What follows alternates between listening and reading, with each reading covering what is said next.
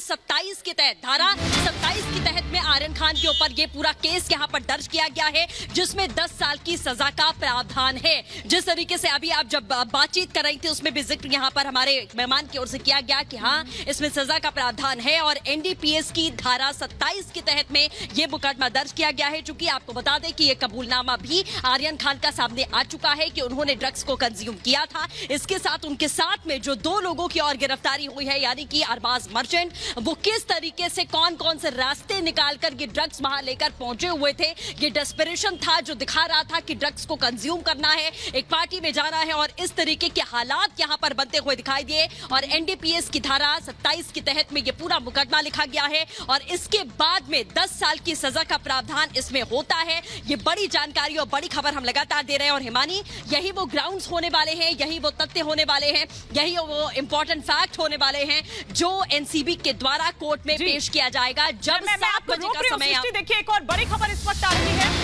आर्यन की गिरफ्तारी का जो डॉक्यूमेंट है वो दरअसल अब सामने आ गया है। ये देखिए, ये वो डॉक्यूमेंट है जिसमें वो तमाम धाराएं, जिस धारा के तहत एनडीपीएस 27 की हम यहां पर बात कर रहे हैं, जिस पर उन्होंने खुद कबूल किया है, तब ये धारा लगाई जाती है। और ये तमाम चीजें, ये वो डॉक्यूमेंट, गिरफ्तारी का डॉक्यूमेंट जिसमें तमाम चीजें मेंशन की गई है। आर्यन लगातार ये कहते रहे कि मेरा इससे कोई लेना देना नहीं है, मेरी कोई जानकारी नहीं थी। हाँ, मैं वहां पर मौजूद जरूर था, लेकिन मैं एक वीवीआईपी गेस्ट था, मुझे नहीं पता था। जबकि सबसे ज्यादा आपको बता दें कि गेस्ट रूम से ही ड्रग्स की जो खेप है वो पकड़ी गई थी। और आर्यन ये कहते हुए नजर आए थे कि मैं एक सेलिब्रिटी फेस था और मेरे नाम पर बाकी लोगों को वहां पर बुलाया गया।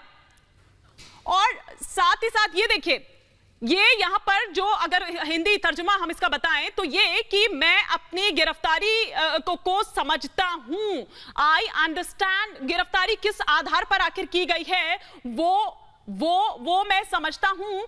और अपने घर वालों को, हालांकि बहुत ऐसे साफ नजर नहीं आ रहा है, लेकिन मैं अपने घर वालों को जो है वो इस पर बता रहा हूं, समझ रहा हूं और इन्फॉर्म कर दिया जाए मेरी फैमिली को भी। जाहिर सी बात है कि जो फैमिली है, जो परिवार है, वो बहुत मुश्किलों में अभी है। और आपने देखा था कि जब एनसीबी दफ्तर ले जाया गया था वहां पर, तो आज सुबह जो है गौरी खान वो भी वहां पर रवाना हुई थी वहां के लिए। शाहरुख खान भी जाहिर सी बात है कि टेंशन में है कि आखिर क्या किया जाए, किस तरह से जेल जाने से बचाया जाए आर्यन खान को। ना सिर्फ इतना, बल्कि जो उनकी मैनेजर है पूजा डडलानी, वो इस वक्त वहीं किला कोर्ट में मौजूद हैं, वहीं भीतर हैं। सतीश मानशिंदे जो हैं, जो एक बड़ा नाम है। और आप ये देखिए कि चाहे रिया चक्रवर्ती का केस रहा हो, सलमान खान का रहा हो और संजय दत्त का रहा हो, तो वो उन्होंने ही हैंडल किया है और एनडीपीएस एक्ट को बहुत अच्छे से समझते हैं। इस डॉक्यूमेंट के बारे में अतुल, मेरे सहयोगी, मेरे साथ जुड़ चुके हैं। थोड़ा सा मैं विस्तार से यहां पर समझना चाहूंगी और क्या कुछ इसमें लिखा गया है। अतुल, कि ये जो अरेस्ट मेमो है, जब भी अरेस्ट की जाती है तो बताया जाता है प्रोब एजेंसी या जो भी एजेंसी होती है, चाहे वो पुलिस हो, सीबीआई हो, ईडी हो, एनआईए हो या कोई भी एजेंसी हो, अगर वो गिरफ्तार कर रही है तो पहले बताती है कि हम आपको इस सेक्शन में गिरफ्तार कर रहे हैं और आपके खिलाफ हमारे पास ये सबूत है।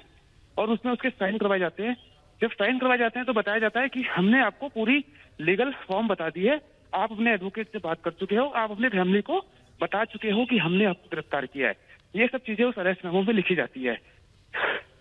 ये आर्यन खान का अरेस्ट मेमो है जो सिर्फ और सिर्फ एक्सक्लूसिव रिपब्लिक भारत पे है इस समय।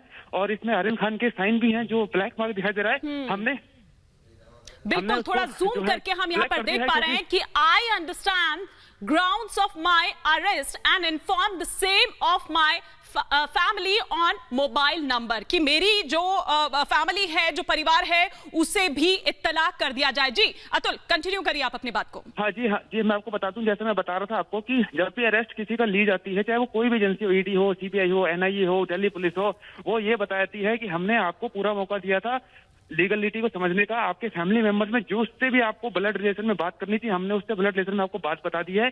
जो प्लेस ऑफ अरेस्ट है हमने उनको कंफर्म करा दिया है।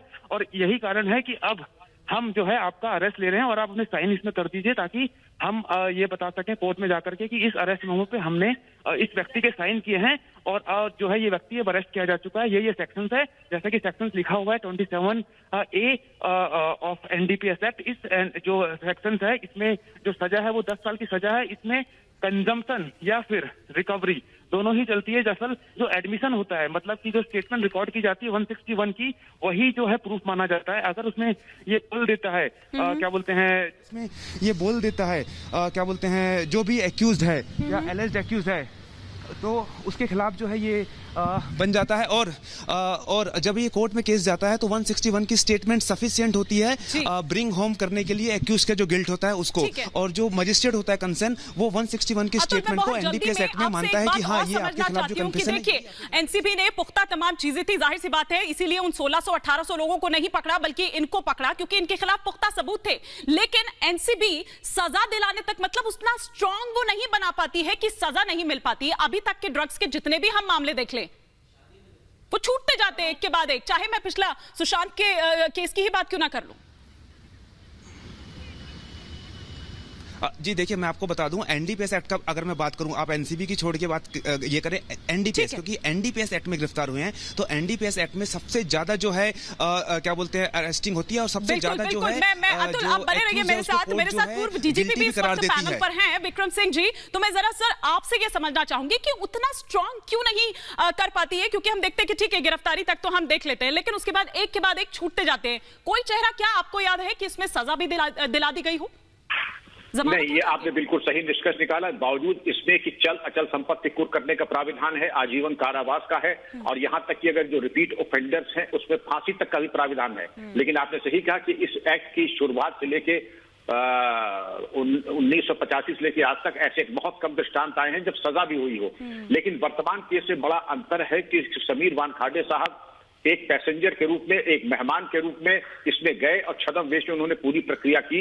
मुझे पूरा विश्वास है उन्होंने स्टिंग ऑपरेशन किया और पूरी प्रक्रिया अपने आंखों देखे उसके तरीके किया। और इस तरीके से पुख्ता कन्फेशन और इसमें जो इकबालिया बयान है, ऐसे भी मिसाल बहुत कम होंगी। ऐसी पुख्ता सबूत कभी नहीं आए थे। और इसमें जो एविडेंस की बात है कि जो रिकवरी है, रिकवरी मेमो है, उनके गवाह के बाद जो उनके स्टेटमेंट्स, पूरी चेन में अगर एक भी चीज जो है हल्की पड़ जाती है तो अदालत से आरोपी दोषमुक्त हो जाता है। और ये कि बड़े हाई प्रोफाइल केस होते हैं, इसमें धन बल, बाहुबल, राजनीतिक बल, समस्त बल लगा करके अब केन प्रकारेण अपने भागने के रास्ते इस्तेमाल कर लेते हैं और 99% वो सफल भी हो जाते हैं। ये भी दुर्भाग्य है हमारा और देश का और समाज का। तो इसलिए आपने बिल्कुल सही कहा कि अगर आप गंभीर हैं कि इसको बिल्कुल अपनी अंतिम परिणति तक सजा दिलाने की व्यवस्था कर लें, तो जैसे समीर वानखेड़े साहब ने अभी शुरुआत किया है, अंतिम चरण तक ले जाकर के सजा यादी तक यही जोश दिखाना चाहिए। बिल्कुल सर, आप मेरे साथ बने रहिए। मैं विवेक शांडिल्य, मेरे सहयोगी मेरे साथ जुड़े हुए हैं खैला कोर्ट से। विवेक, अब ज्यादा वक्त बाकी नहीं रह गया है, क्या हलचल वहां पर आपको दिख रही है इस वक्त? देखिए, फिलहाल